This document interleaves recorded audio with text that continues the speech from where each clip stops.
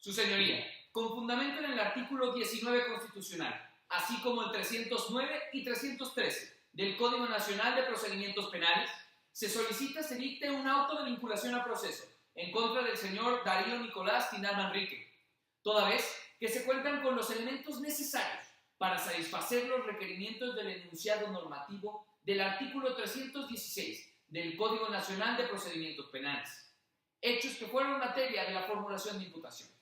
por lo que será pertinente la mención de los datos de prueba obtenidos al momento, mismos que esta representación social considera suficientes para demostrar, por un lado, la existencia de un hecho delictivo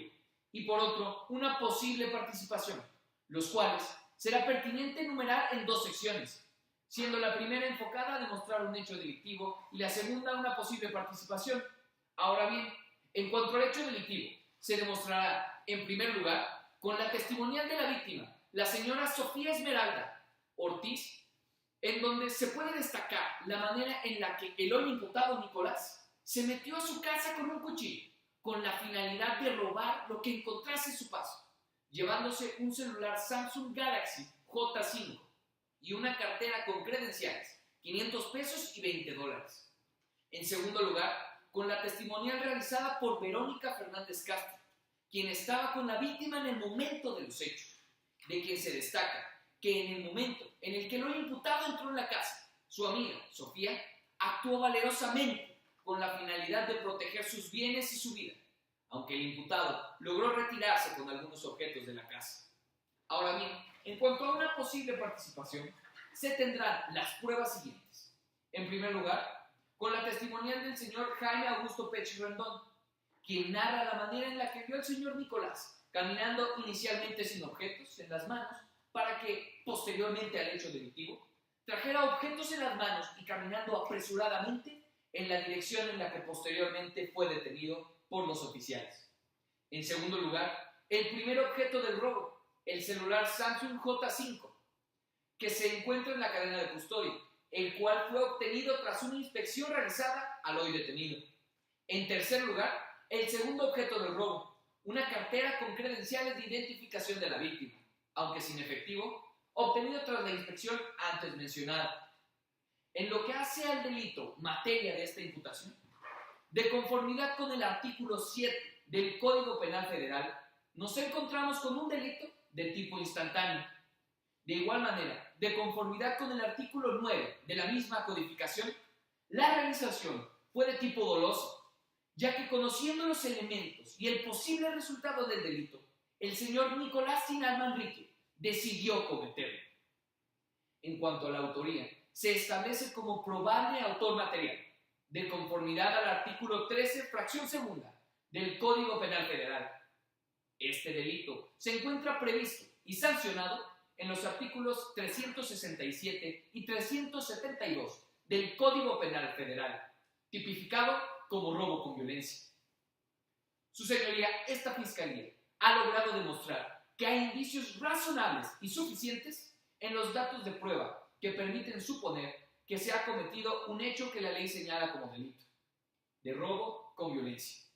y que en los antecedentes de la investigación existen indicios que establecen la probabilidad de que el señor Nicolás Tinal lo haya cometido. Y dado que no existe causa de extinción ni de justificación, reiteramos nuestra solicitud de declarar un auto de vinculación a proceso. Es cuanto, su señoría.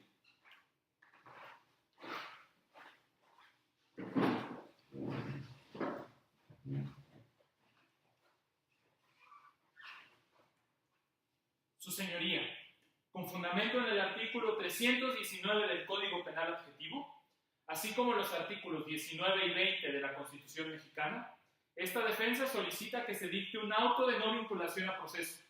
toda vez que la representación social no ha logrado acreditar la fracción tercera del artículo 316 del Código Nacional de Procedimientos Penales. Esto sustentado en que los datos de prueba presentados por la representación social no son suficientes ni idóneos para demostrar la existencia de una posible participación de mi representado en el hecho con apariencia de delito de robo con violencia, y que por tal razón, en este momento me hago cargo de los señalamientos de la representación social en su participación anterior. En primer lugar, esta defensa no reconoce la teoría fáctica de la representación social, pues el día 11 de octubre de 2018 a las 19 horas, mi representado se encontraba regresando al local de fruta donde trabaja. Esto después de haber ido por unos limones para poder continuar sus actividades laborales en el Parque San Cristóbal. Y es en ese momento que dos agentes aprensores acuden para detenerlo, mencionando que contaban con el señalamiento y los indicios para realizar dicha acción. Lo anterior consta en el acta de entrevista de mi representado y demuestra que no pudo tener relación alguna con los hechos en comento, considerando además los otros datos de prueba que presenta esta representación social. Ahora bien, la Fiscalía señala que la señora Sofía Ortiz, víctima del hecho, en su acta de entrevista menciona que una persona ingresó en punto de las 18 horas a su domicilio y que esta persona tenía cabello oscuro, tez morena, complexión delgada y marcas de acné en el rostro, lo cual no concuerda con la descripción que dan los agentes Luis Colli y José Castillo de mi representado, quienes en su puesta a disposición y registro de detención marcan señas particulares que mi representado no tiene. Asimismo, señoría, si bien es cierto que en las actas de entrevista de la víctima Sofía y los ciudadanos Jaime Pech y Verónica Fernández, todos coinciden que vestía con un pantalón de mezclilla y una camisa verde, esta representación omitió señalar que la ciudadana Zoila María Coelho, en su acta de entrevista menciona que este tipo de vestimenta es común en los comerciantes que trabajan en el Parque San Cristóbal, por lo que, atendiendo a la vaga y obscura descripción física del posible responsable, todos los hombres comerciantes podrían ser responsables, partícipes de la comisión del hecho. También, los fiscales pretenden señalar que la víctima y los ciudadanos Jaime Pech y Verónica Fernández sabían y tenían conocimiento del nombre de mi representado antes del hecho cometido. Sin embargo, queda claro que este nombre lo supieron posterior a la detención,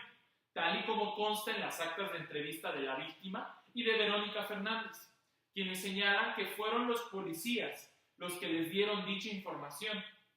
Y el señor Jaime Pech jamás menciona el nombre de mi representado. Ahora bien, respecto a los indicios materiales con los que se intenta acreditar el hecho delictuoso, existen contradicciones inobjetables por esta representación social, toda vez que en las actas de entrevista de mi representado y de la ciudadana Zoila, estos mencionan que los agentes señalaron encontrar dichas pruebas en una bolsa que tenía mi representado. Sin embargo, en ningún momento vieron dichos indicios y además se contrapone con la teoría de la Fiscalía que señala haberlas encontrado en la ropa que traía mi representado. Y también, su señoría, la cadena de custodia de dichos indicios no nos permite cumplir con el principio de mismicidad, toda vez que estas pruebas fueron recogidas y embaladas por agentes que ni siquiera se encontraban en el momento de la detención y por lo cual no podemos relacionar dichas pruebas con mi representado. Ahora bien, debatiendo la clasificación jurídica que da esta representación social, señalamos que no se acredita la existencia de un posible delito de robo con violencia, tipificado y señalado en el artículo 367 del Código Penal Federal. Esto porque supuestamente se actualiza la existencia de este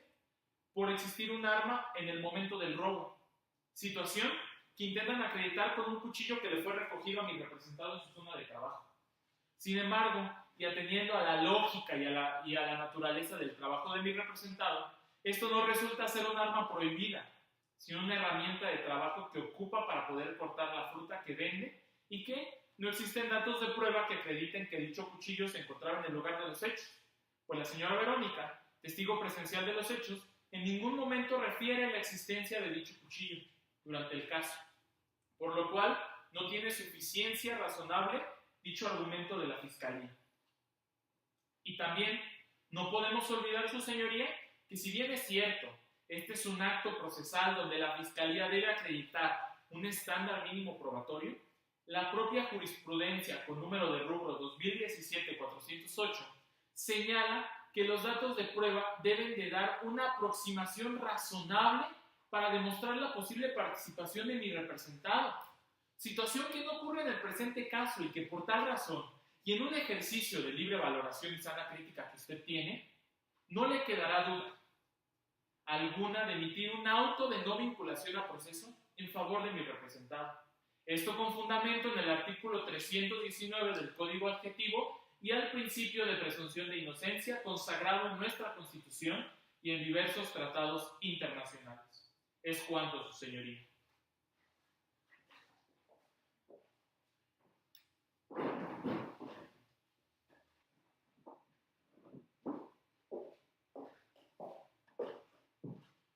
Su señoría, con fundamento en el artículo 19, párrafo segundo de la Constitución Política de los Estados Unidos Mexicanos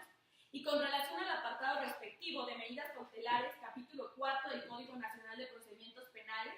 y toda vez que en esta misma audiencia se ha formulado auto de vinculación a proceso al señor Nicolás Pinal Manrique,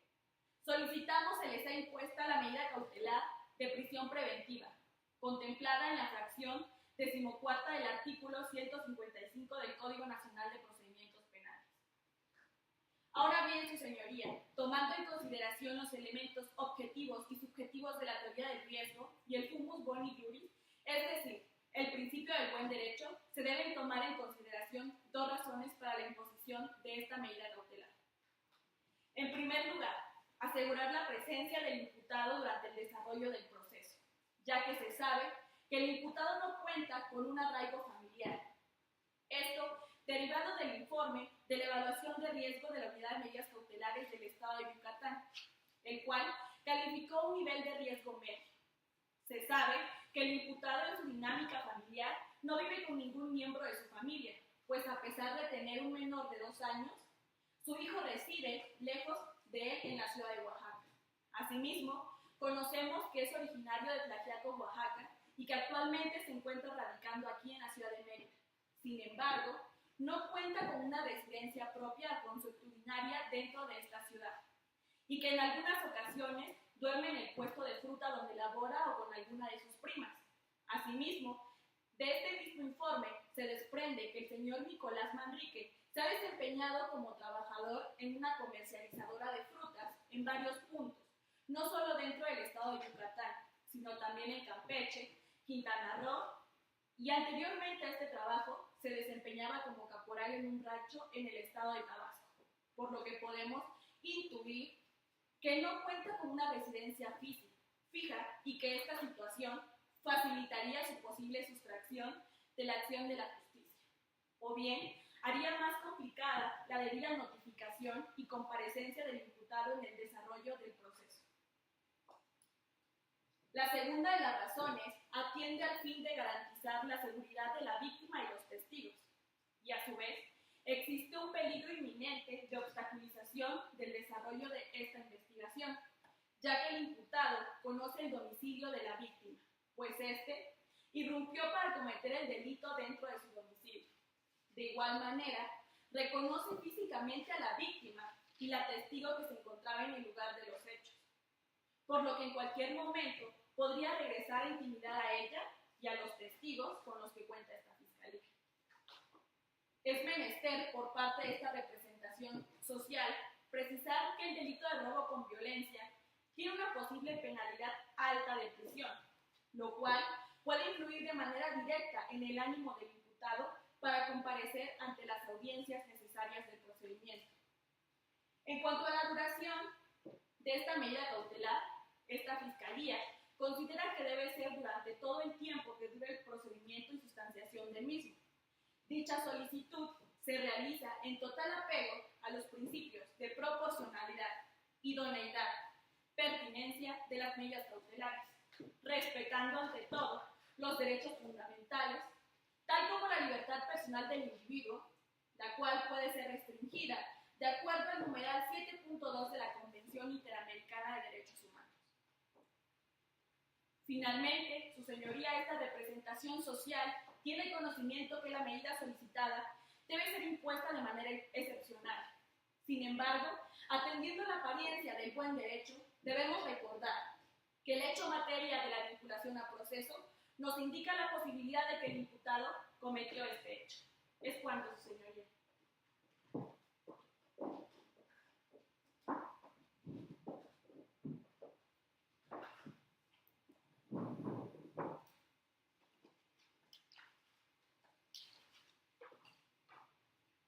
Su señoría, haciéndome cargo de los argumentos vertidos por mi contraparte y atendiendo lo establecido del artículo 153 del Código Nacional de Procedimientos Penales, las medidas cautelares deben ser impuestas para asegurar la presencia del imputado en juicio, asegurar a las víctimas u ofendidos, así como a testigos, y finalmente para evitar la obstaculización del procedimiento.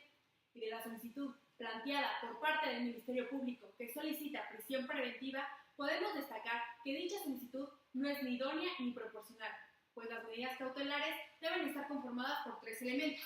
En primer lugar, el fumus boni juris, es decir, la apariencia del buen derecho, que implica la posibilidad que mi representado, Darío Nicolás Tinal Manrique, participó en la comisión de este hecho. Sin embargo, su señoría, hasta este momento no ha quedado acreditado tal participación ni en su más mínimo grado. En segundo lugar, el peligro in mora, es decir, el peligro en la demora o el peligro en el retardo procesal. Y hasta este momento, el Ministerio Público, dentro de su exposición, no ha logrado acreditar una falta real de arraigo domiciliario, puesto que mi representado, a pesar de no poseer una residencia propia debido a sus ingresos, vive en la ciudad de Mérida, Yucatán, con su prima Zoila María Cuello Tinal. Además, su señoría, el argumento del máximo de la pena que menciona la representación social que se le puede llegar a imponer, no puede ser considerado como un argumento válido, pues estaríamos hablando de una anticipación de la pena, lo cual es contrario al derecho humano de presunción de inocencia. Asimismo, respecto al argumento de la posible obstaculización que argumenta el Ministerio Público y que hace referencia a que mi representado conoce el domicilio de la víctima y procederá a intimidarla, no puede ser tomado en consideración, pues se trata de una afirmación que no ha ocurrido y que prejuzga el comportamiento del señor Nicolás Tinal, pues él tiene entendido que de obtener su libertad en este momento no debe acercarse al domicilio, aunque tuviera el conocimiento de este, lo cual su señoría ni siquiera está comprobado. Máxime que quien está más interesado en que esta situación se esclarezca es él mismo, y por lo tanto no tiene ninguna intención de obstaculizar el trabajo de esta investigación. El tercer elemento es la proporcionalidad, la cual, conforme a la doctrina mayoritaria, busca la menor afectación al particular, lo cual se traduce en una menor intromisión a los derechos humanos. Por lo tanto, esta debe ser idónea y buscando proteger el peligro de la fuga, y en el caso concreto, su señoría, el peligro es inexistente, pues mi representado sí cuenta con un empleo estable. Aunado a esto, de acuerdo al estudio que realizó la Unidad de Medidas Cautelares del Estado de Yucatán, describe a mi representado como una persona tranquila y trabajadora. Otra de las características de la proporcionalidad lo es la necesidad, que implica un estudio de gravedad que representa a mi cliente, y en este caso no existe ningún antecedente penal por parte de él. Además, que en el momento de la detención en ningún momento mostró resistencia y se mostró cooperativo en todo momento. Asimismo, su última característica es la eficacia, lo cual implica que no existe otra medida para asegurar la presencia del imputado en juicio, asegurar a la víctima u ofendidos o para evitar la obstaculización del procedimiento. Pues, en nuestro artículo 155 del Código Nacional de Procedimientos Penales existen otras 13 medidas que pueden ser utilizadas para dichos fines. Por lo tanto, su señoría, solicito la no imposición de ninguna medida cautelar al señor Darío Nicolás Tinal Manrique, toda vez que la solicitud planteada por mi contraparte en ningún momento acredita alguna circunstancia que deje inversible el criterio de mínima intervención. Además, que la imposición de esta medida cautelar sería violatoria al principio de presunción de inocencia y a las garantías judiciales previstas en el artículo 16 de la Constitución Política de los Estados Unidos Mexicanos, puesto que la Fiscalía no ha presentado ningún medio de prueba contundente que demuestre una conducta delictiva de mi cliente. Asimismo, la Comisión Interamericana de los Derechos Humanos recalca que se deben proteger y reconocer los derechos fundamentales y respetar la dignidad humana de los individuos, ya que su señoría no se puede privar de la libertad a una persona que no ha sido encontrada culpable y responsable de algún delito. Es cuanto.